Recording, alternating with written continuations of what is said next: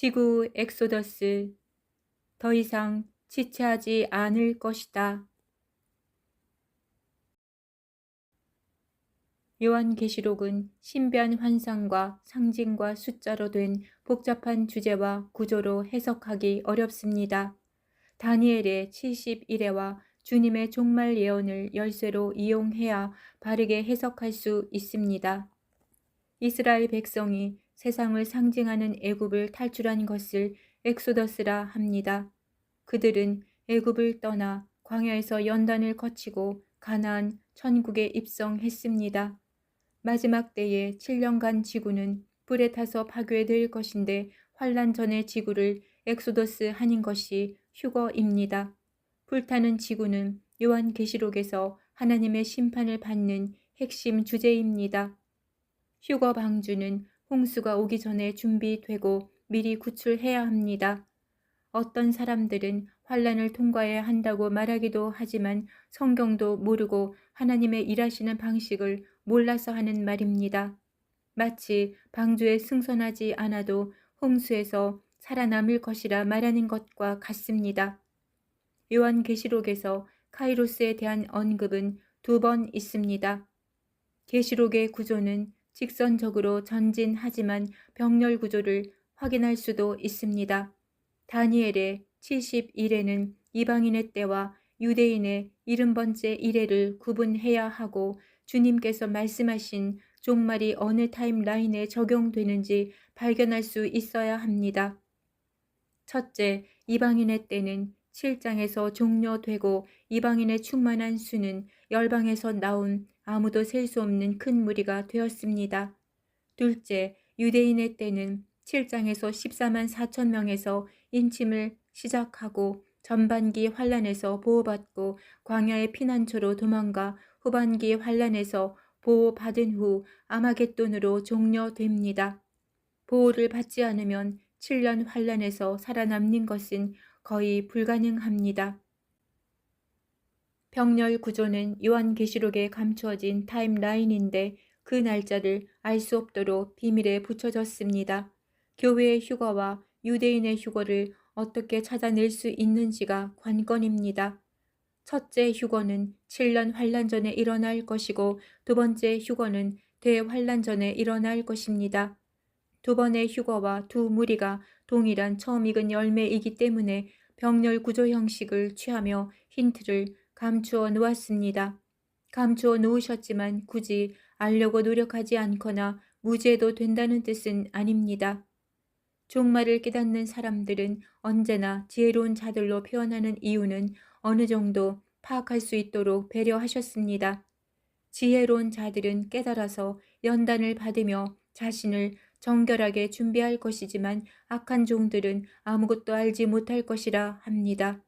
방주를 준비한 노아는 지혜로운 측에 속하고 홍수에 멸망한 자들은 악한 자들입니다. 두 번의 휴거 타임라인에서 때와 시기에 대한 힌트는 공중 강림이지 지상 재림에 대한 것이 아닙니다. 지상 재림은 짐승의 우상이 세워진 날부터 1290일에 일어날 것입니다.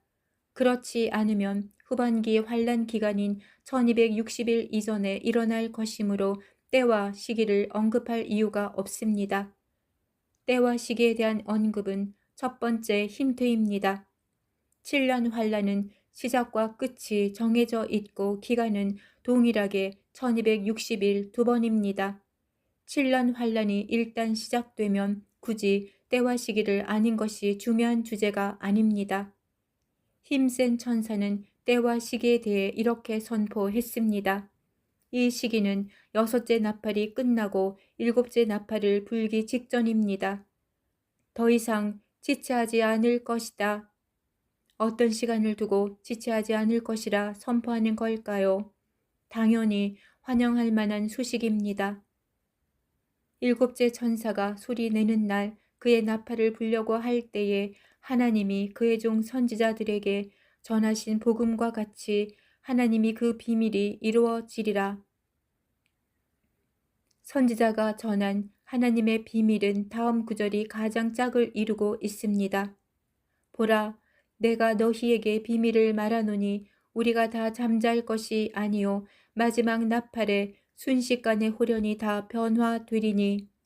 그리고 이 구절은 또 다음 구절과 짝을 이룹니다. 주께서 호령과 천사장의 소리와 하나님의 나팔 소리로 친히 하늘로부터 강림하시리니 그리스도 안에서 죽은 자들이 먼저 일어나고 그 후에 우리 살아남은 자들도 그들과 함께 구름 속으로 끌어올려 공중에서 주를 영접하게 하시리니. 그러므로 힘센 천사가 언급한 일곱 나팔에 일어날 하나님의 비밀은 휴거입니다. 만약 이 기록이 정확하다면 휴거는 분명히 일곱째 나팔, 즉 후반기 환란이 시작되기 직전에 일어날 것이 분명합니다. 물론 유대인의 휴거는 이때 일어날 것이지만 교회의 휴거는 병행 구절을 통하여 타임라인이 달라진다는 것을 발견해야 합니다. 교회의 휴거 시기를 발견하기 위한 두 번째 때와 시기에 대한 힌트가 있습니다. 그것은 6장 다섯째 인에서 발견할 수 있습니다. 다섯째 인을 떼실 때에 내가 보니 하나님의 말씀과 그들이 가진 증거로 말미암아 죽임을 당한 영혼들이 제단 아래에 있어 큰 소리로 불러 이르되 거룩하고 참되신 대주제여 땅에 거하는 자들을 심판하여 우리 피를 갚아주지 아니하시기를 어느 때까지 하시려 하나이까. 다섯째 인에서 순교자들이 때에 대한 탄원을 하고 있습니다. 이들은 7년 환란의 순교자들이 아닌 교회 시대의 순교자들입니다.